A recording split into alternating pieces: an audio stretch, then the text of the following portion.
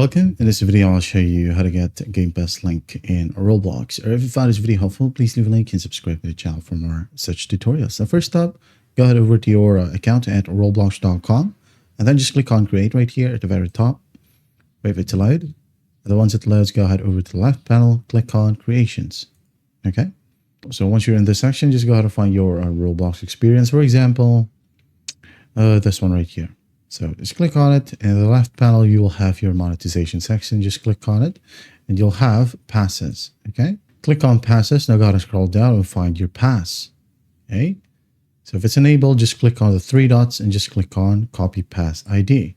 And when you go ahead and paste it and send it to whoever you want, this will be the pass ID or the link. Okay. Or you can just go ahead and click on the specific pass, just like so.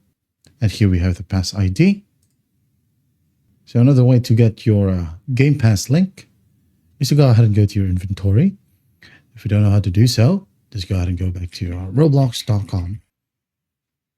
And then in here, go ahead over to your inventory. Go ahead and find passes right here. Click on it. There we have it. So just click on it.